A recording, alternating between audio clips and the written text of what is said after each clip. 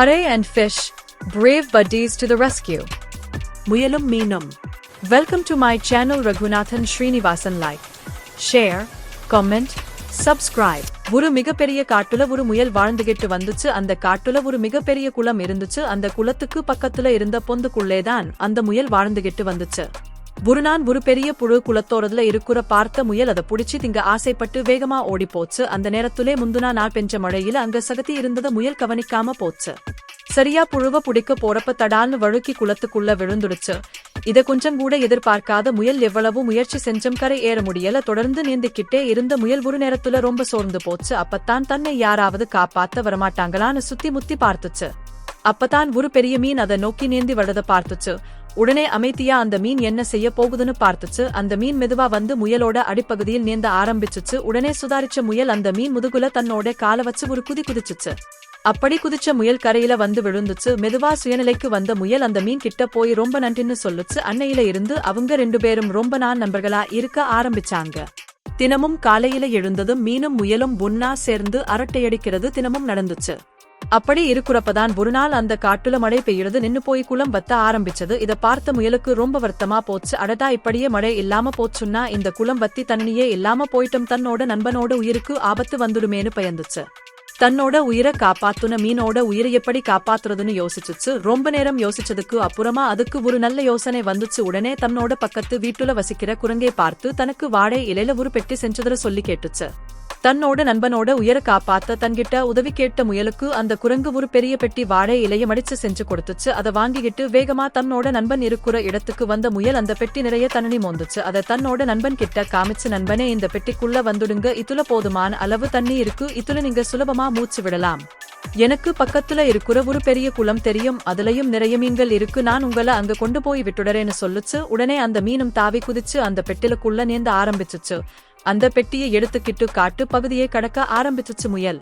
அப்பத்தான் அந்த குரங்கு அங்க வந்து ஒரு விஷயம் சொல்லுச்சு. நீ நடந்து போறது மிக ஆபத்தான வழி, அது வழியா போறப்ப உனக்கும் உன்னோட நண்பனான மீனுக்கும் ஆபத்து கண்டிப்பா வரும். உன்னோட பலத்தாலும் அந்த மீனோட பலத்தாலையும் நீங்க தப்பிக்க முடியாது.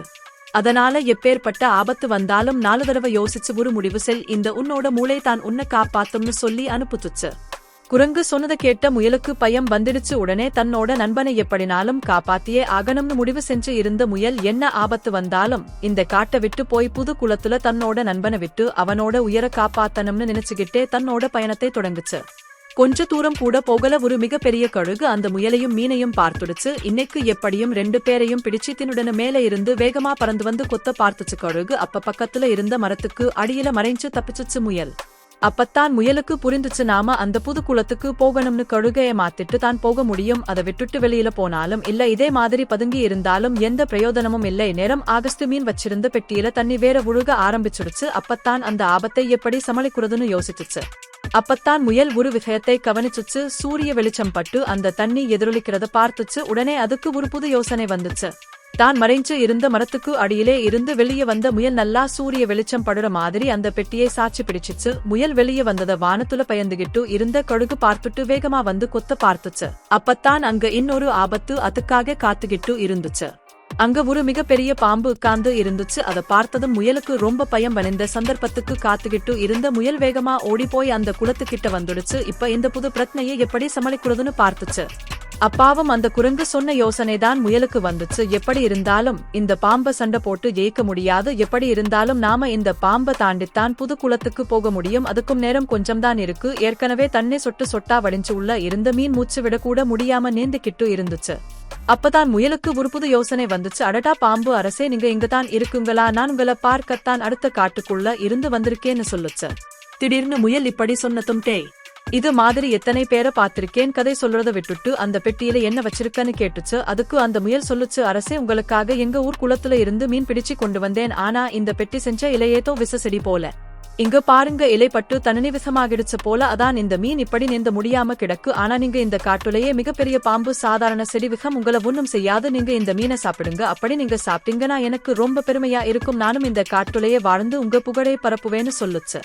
இத கேட்ட பாம்புக்கு ரொம்ப கோபம் வந்துடுச்சு. ஏண்டாவிகம் கலந்த தண்ணீல இருந்த மீன் என்ன சாப்பிட சொல்லியா, எனக்கு ஏதாவது ஆபத்து வரும், என்னோட இடத்த நீ பிடிச்சுக்கிடலாம்னு யோசனை போலன்னு சொல்லி சீரிச்சு. அப்பத்தான் முயலுக்கு ஒரு நிம்மதி வந்துச்சு. அப்பாடா, எப்படியும் இந்த மீனை பாம்பு திங்காத, தன்னோட நண்பன் எப்படியும் புடிச்சுப்பான்னு நிம்மதியாச்சு. அப்பத்தான் தனக்கும் பாம்புனால ஆபத்து இருக்குங்கிற உண்மை முயலுக்கு தெரிஞ்சது. அடடா, மீன் எப்படியோ போய் சொல்லி காப்பாத்திட்டோம், இப்ப நம்மள நாம எப்படி காப்பாத்திக்கிறது யோசிக்க ஆரம்பிச்சுச்சு. அப்ப அந்த மீன் மெதுவா சொல்லுச்சு, இந்த தண்ணிய நீ கொஞ்சம் குடின்னு சொல்லுச்சு. எதுக்கு இப்ப இந்த தண்ணிய குடிக்க சொல்லி மீன் சொல்லுதுன்னு ஒரு நிமிஷம் யோசிச்ச முயலுக்கு மீனோட சாமர்த்தியம் புரிஞ்சு போச்சு. உடனே கொஞ்சூன்னு தண்ணிய அந்த வாழை இலை பெட்டியில இருந்து குடிச்சுச்சு. இத பார்த்த பாம்பு எதுக்கு இந்த தண்ணிய இந்த முயல் குடிக்குதுன்னு யோசிச்சுச்சு.